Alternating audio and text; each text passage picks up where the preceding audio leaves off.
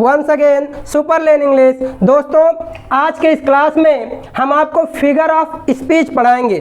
Figure of speech जो कि 12th के बोर्ड एग्जाम में फिक्स है, आता है, आपको 4 नंबर मिलेगा। दोस्तों, आज के क्लास में जो पढ़ाएंगे आप उसे नोट्स कर लीजिए, याद कर लीजिए, फिक्स आपको 4 नंबर मिलेंगे। दोस्तों, फिगर ऑफ स्पीच किसे कहते हैं, क्या होता है फिगर ऑफ स्पीच? इसे हम हिंदी में अलंकार कहते हैं। जिस प्रकार स्त्री की सुंदरता बढ़ाने के लिए, स्त्री की सुंदरता को आकर्षित करने के लिए हम आभूषण पहनाते हैं, स्त्री अपनी सुंदरता को बढ़ाने के लिए आभूषण का इस्तेमाल करती हैं, उसी प्रकार किसी वाक्य के सुंदरता को उसके भाव में वजन पैदा करने के लिए हम फिगर ऑफ स्पीच का प्रयोग करते हैं। दोस्तों, आप इंटरमीडिएट में पढ़ेंगे फिगर ऑफ स्पीच 7 प्रकार के होते हैं, हम आपको पढ़ाएंगे। आप इनमें से 4 याद कर लीजिए, आपको फिक्स है, बोर्ड एग्जाम में मिल जाएगा। पहला आपका फिगर ऑफ स्पीच है सिमिली। क्या है? सिमिली। सिमिली मतलब होता है रूपक। अब सिमिली होता क्या है? देखिए दोस्तों, a simile is a comparison. A simile is a comparison, यानी सिमिली एक कंपैरिजन होता है, तुलना होता है between 2 objects of different kinds. Between 2 objects of different kinds मतलब 2 भिन्न भिन्न प्रकार के चीज़ों के बीच में क्या होता है? तुलना होता है। फिर से देख लीजिए, a simile is a comparison. Comparison मतलब तुलना। सिमिली एक तुलना होता है between 2 objects of different kinds, 2 भिन्न भिन्न चीज़ों के बीच। जब 2 भिन्न भिन्न चीज़ों के बीच तुलना किया जाए तो आप समझ लीजिए कौन सा अलंकार है, वो है सिमिली। किस प्रकार का फिगर ऑफ स्पीच है? सिमिली। दोस्तों, एक चीज़ और दिमाग में बैठाइए, सिमिली में होता क्या है? द वर्ड्स मतलब शब्द, as, like, so etcetera are used for comparison. दोस्तों, सिमिली में आपको ये एज वर्ड मिल सकता है, लाइक वर्ड मिल सकता है, सो वर्ड मिल सकता है, जस्ट एज, सच एज, इस प्रकार के वर्ड आपको सेंटेंस में कंपैरिजन करते हुए मिलेंगे। देखिए कैसे, इसका हम आपको एग्जांपल बताते हैं। देखिए पहला एग्जांपल है, लिव लाइक ए हर्मिट। एक साधु की तरह जियो। किसकी तरह? साधु की तरह। देखिए यहाँ आप लाइक शब्द पा रहे हो कि नहीं? लिव लाइक ए हर्मिट, एक साधु की तरह जिए। तो यहाँ देखिए लाइक शब्द मिला, अर्थात किस प्रकार का अलंकार हुआ? ये सिमिली हुआ। दूसरा वाक्य देखिए, she is as fresh as dew. She is as fresh as dew. देखिए यहाँ पर एज शब्द मिल रहा है कि नहीं मिल रहा है? वह इतनी ताज़ी है जितना कि ड्यू। दोस्तों देखिए, सी और ड्यू के बीच में तुलना किया जा रहा है कि नहीं? एक कंपैरिजन किया जा रहा है कि नहीं? इस प्रकार ये कौन सा अलंकार हुआ? सिमिली अलंकार हुआ। एक एग्जाम्पल और देख लीजिए। एग्जाम्पल दिया है, I wandered lonely as cloud. मैं अकेले घूमता रहा एज क्लाउड मतलब बादलों की तरह। I wandered lonely as cloud, मैं अकेले बादलों की तरह घूमता था। किसकी तरह? बादलों की। देखिए एज शब्द मिला कि नहीं? अर्थात ये क्या है? ये सिमिली फिगर ऑफ स्पीच है। दोस्तों, आप इसे याद कर लीजिए, नोट कर लीजिए, निश्चित रूप से आपको बोर्ड एग्जाम में मिल सकता है। अगला अलंकार है, अगला फिगर ऑफ स्पीच है मेटाफर। देखिए मेटाफर और सिमिली में कोई फर्क नहीं होता है।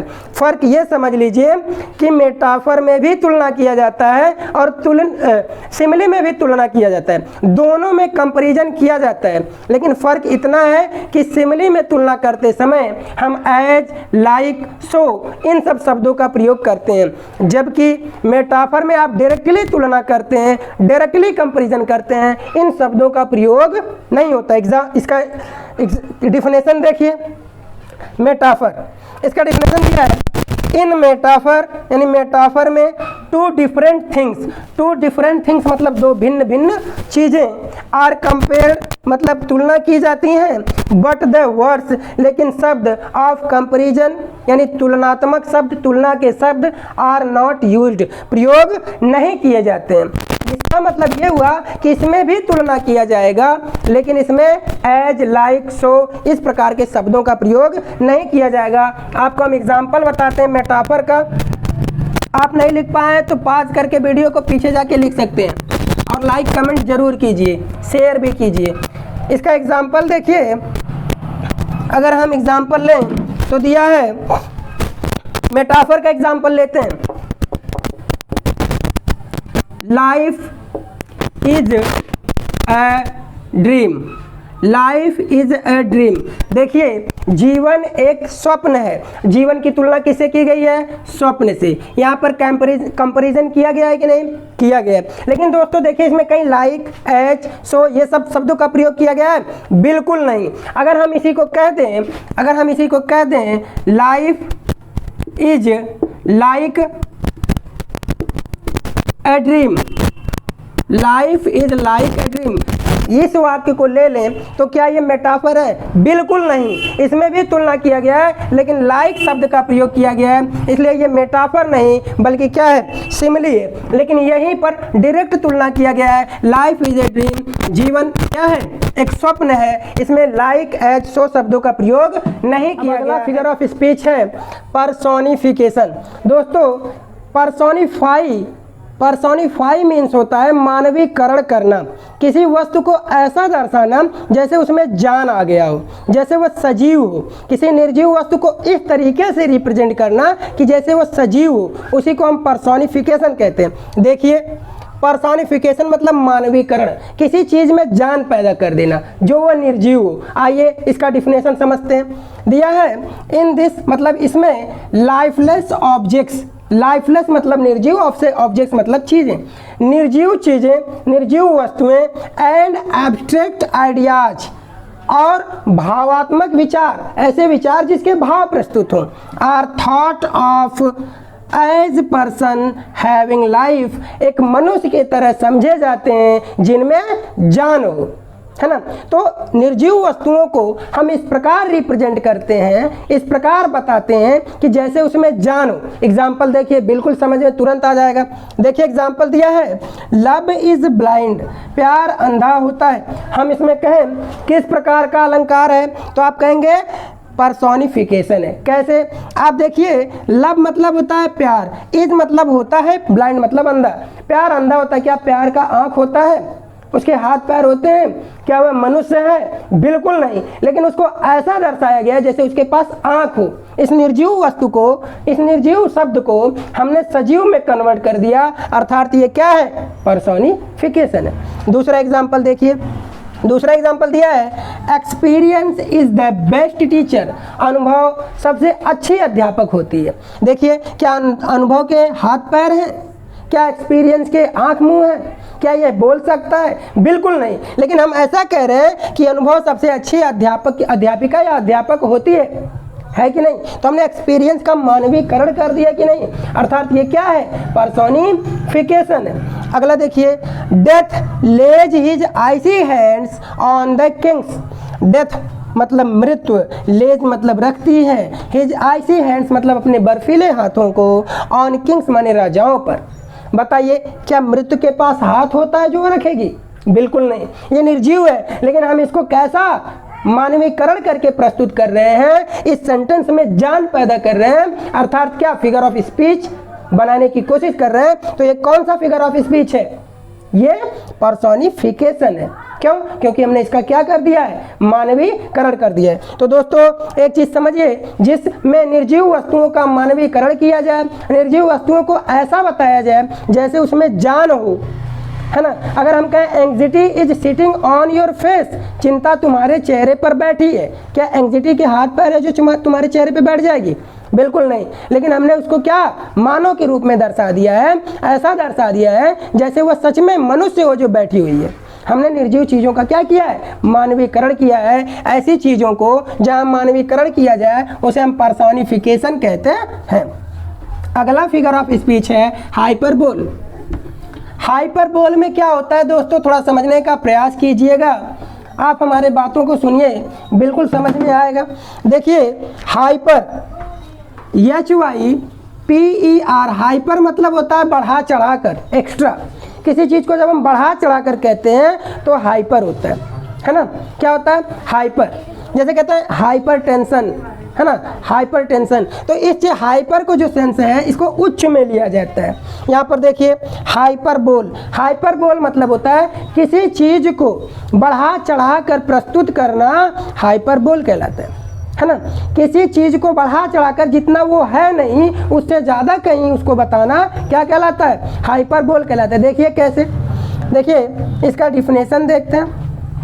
इन हाइपरबोल में थिंग्स आर शोन, चीज़ें दर्शाई जाती हैं, एज ग्रेटर, इतना महान, इतना बड़ा, और लेस या छोटा, बेटर और वर्स, बेहतर या खराब, देन दे रियली आर, जितना कि वो वास्तव में होते हैं, जितना कि वास्तव में करीबन जितना कि वो वास्तव में नहीं होंगे उससे ज़्यादा वो क्या किएगा, दर्शा देगा। जैसे यहाँ दिया एग्जाम्पल देख लीजिए, हम इसका एग्जाम्पल बताते हैं। दिया है she wept oceans of tears, she wept oceans of tears, वे ओशियंस सागरों आंसुआ बहाई। क्या वह सागरों भर आंसू बहा सकती है? बिल्कुल नहीं, है ना। तो वो क्या सागर भर के आंसू बहा सकती है? नहीं। लेकिन इस सेंटेंस में दर्शाया जा रहा है she wept oceans of tears, वह सागर भर के आंसू बहाई, मतलब धारा चलने लगा आंसुओं का। क्या बढ़ा चढ़ा के नहीं कहा जा रहा है, इस सेंटेंस में बढ़ा चढ़ा के कह रहे हैं। तो इसका मतलब ये किस प्रकार का अलंकार दर्शाता है? ये दर्शाता है हाइपरबोल। एक एग्जाम्पल और लेते हैं। एग्जाम्पल दिया है rivers of blood flowed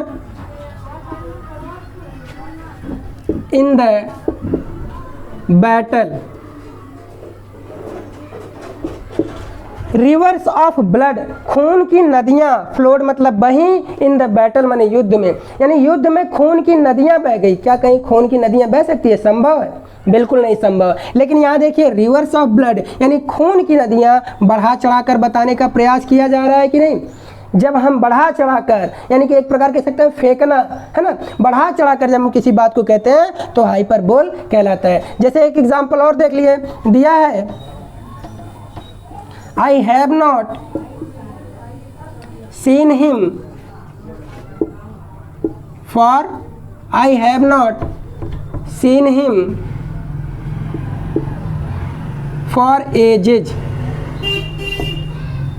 ठीक है, I have not seen him for edges, मैंने उसे जमानों से नहीं देखा है। बताइए क्या आप जमानों से जी रहे हैं? अभी 10 साल 15 साल 20 साल 50 साल से ही तो जी रहे हैं। वो कह रहा है कि मैंने उसे जमानों से नहीं, जमाना हो गया नहीं देखा है, पता नहीं पिछले जन्म में था कि नहीं। क्या वो जमानों से?